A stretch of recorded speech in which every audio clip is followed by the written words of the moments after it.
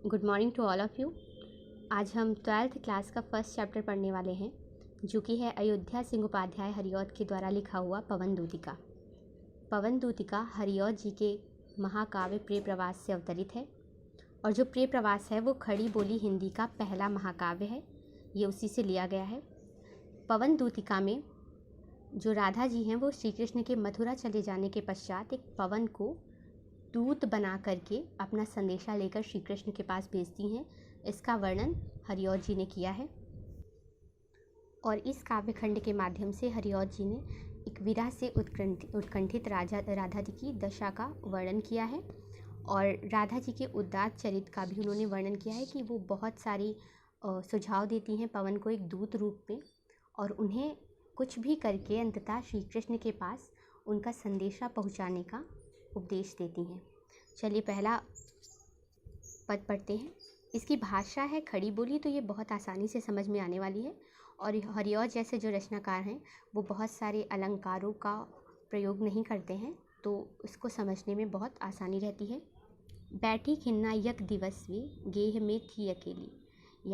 हरिऔध जी कहते हैं एक दिन यक दिवस यानी एक दिन वे गेह में थी अकेली, यानी जो राधा जी थी वो अपने घर में अकेली खिन्न होकर अर्थात दुखी होकर बैठी थी। दुखी वो इसलिए थी क्योंकि श्री कृष्ण मथुरा चले गए थे और उन्होंने अपना कोई संदेशा अब तक नहीं भिजवाया था।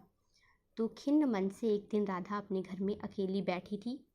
आंखें आंसू द्रग युगल में थे धरा को भी होते। उनके जो आंसू थे उनके दोनों नेत्रों में, द्रग अर्थात नेत्र, युगल अर्थात जोड़े में, उनके दोनों नेत्रों में आ के बार बार धरती को भिगो रहे थे। आई धीरे इस सदन में पुष्प सतगंध को ले।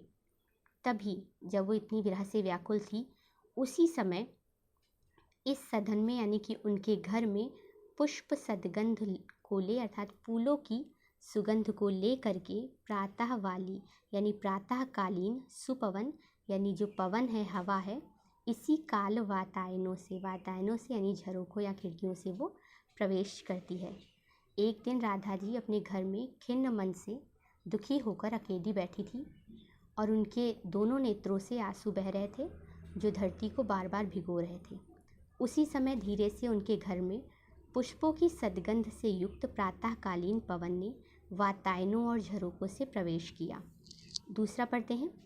संतापों को विपुल बढ़ता देख के दुखिता हो।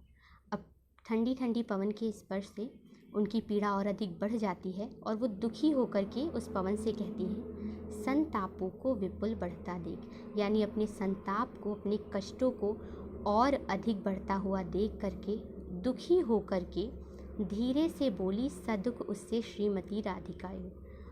उससे धीरे से और दुख से राधा जी ये वचन कहती हैं, ये बात कहती हैं। अपने कष्टों को और अधिक बढ़ता हुआ देख करके दुखी होती हुई राधिका जी ही उससे धीरे से ये शब्द कहती हैं कि प्यारी प्रात पवन क्यों मुझे है सताती, यानी हे प्रातःकालीन पवन तुम मुझे क्यों सता रही हो। क्या तू भी है कलुषित हुई इस काल की क्रूरता से, क्या तुम भी इस समय की क्रूरता से कलुषित हो गई हो। अर्थात जिस तरह से समय मुझ पर बहुत प्रकार के अत्याचार कर रहा है, मुझ पर क्रूरता कर रहा है, लग रहा है वो दोष तुम में भी आ गया है, इसलिए भी इस समय तुम मुझे बार बार पीड़ा दे रही हो अपने स्पर्श से। राधा जी कहती हैं इसके बाद में, इस पवन के स्पर्श से अपनी पीड़ाओं को बहुत अधिक बढ़ता हुआ देख करके दुखी राधा ने उससे दुखपूर्वक इस प्रकार से कहा कि हे प्यारी पवन तू मुझे क्यों सता रही है, क्या तू भी इस काल की क्रूरता से कलुषित हो गई है। अर्थात इस समय काल तो मुझ पर क्रूर हो ही गया है, परंतु लगता है कि काल की क्रूरता का वो दोष तुझ में भी आ गया है। अब तीसरा पद पढ़ते हैं। मेरे प्यारे नौ जलद से कंज से नेत्र वाले, यानी मेरे अत्यंत प्रिय नवीन जलद, जलद अर्थात कमल, एक नवीन खिले हुए कमल के समान नेत्र वाले, अर्थात जिनके जो नेत्र हैं वो एक नवीन खिले हुए कमल के समान है। अर्थात श्री कृष्ण जाके आए ना मधुवन से, एक बार जब मधुवन अर्थात मथुरा को चले गए हैं, द्वारिका को चले गए हैं, तो वो वहाँ से जाके आए नहीं, अर्थात लौट कर नहीं आए हैं, और न भेजा संदेशा, और ना ही उन्होंने कोई संदेश भेजा है। मैं रो रो के प्रिय विरह से बावली हो रही हूँ, अर्थात रो रो कर के मैं और अधिक विरह से बावली होती जा रही हूँ। अब जाके मेरी सब दुख कथा श्याम को तू सुना दे।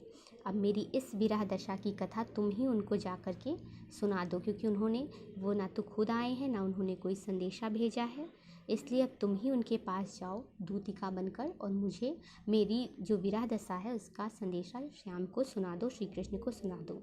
मेरे प्यारे नवीन कमल के समान नेत्र वाले, एक बार मधुबन चले गए हैं तो ना तो वहाँ से आए हैं, ना ही उन्होंने कोई संदेश ही भेजा है, जिसके कारण मैं रो रो कर के उनकी विरह में बावली हो रही हूँ।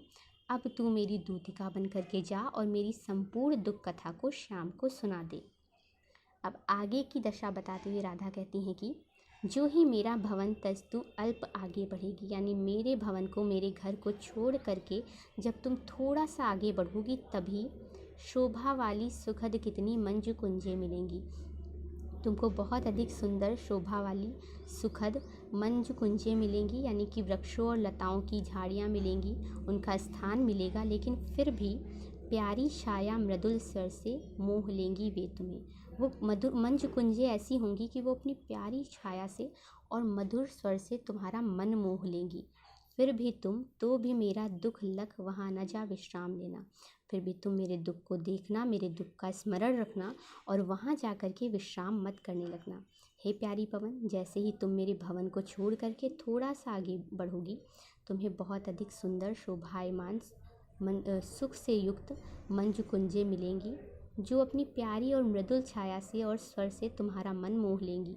लेकिन फिर भी मेरे दुख का स्मरण रखना और वहाँ पर विश्राम मत करना, मेरा संदेशा लेकर के आगे तक जाना। थोड़ा आगे सरसरव का धाम सतपुष्प वाला, जब तुम वहाँ से थोड़ा सा और आगे बढ़ोगी तो आगे सरसरव का धाम शतपुष्प वाला, तुम्हें एक सरसरव यानी कि बहुत ही मीठी और मधुर ध्वनि से युक्त और पुष्पों की सुगंध से युक्त सतपुष्प वाला यानी पुष्पों से भरा हुआ तुम्हें एक स्थान मिलेगा। अच्छे अच्छे बहुद्रुम लतावान सौंदर्यशाली, जहाँ पर बहुत प्रकार के अच्छे अच्छे द्रुम अर्थात वृक्ष होंगे, बहुत प्रकार की सौंदर्यशाली लताएं होंगी, परंतु प्यारा वृंदा विपिन मन को मुग्धकारी मिलेगा। वो प्यारा वृंदावन का विपिन होगा, यानी वृंदावन का जंगल होगा, जो तुम्हारे मन को मोह लेगा, वो अत्यंत मुग्धकारी होगा। आना जाना इस विपिन से मोह माना न होना, तुम इस विपिन से अर्थात इस जंगल से निकलना, वापस भी इसी मार्ग से आना, लेकिन फिर भी तुम उसके सौंदर्य को देख करके, वहाँ के सुख को देख करके बिल्कुल भी मुहिमाना अर्थात मोहित मत होना। तुम मेरा संदेशा लेकर के आगे बढ़ जाना। थोड़ा सा जब तुम यहाँ से और आगे बढ़ोगी तो तुम्हें एक सुंदर ध्वनि से युक्त पुष्पों से युक्त धाम मिलेगा, जहाँ पर बहुत प्रकार के वृक्ष होंगे, अत्यंत अनेक प्रकार की सौंदर्यशाली लताएं होंगी। वो प्यारा वृंदावन का विपिन होगा अर्थात जंगल होगा, जो तुम्हारे मन को मोह लेने वाला होगा। लेकिन फिर भी तुम इस वन से, इस जंगल से आना जाना, लेकिन फिर भी इसके प्रति मोहित होकर के वहाँ रुक ना जाना, यानी हे प्यारी पवन, तुम वहाँ पर रुकना नहीं, तुम मेरा संदेशा लेकर नित्य आगे बढ़ती जाना।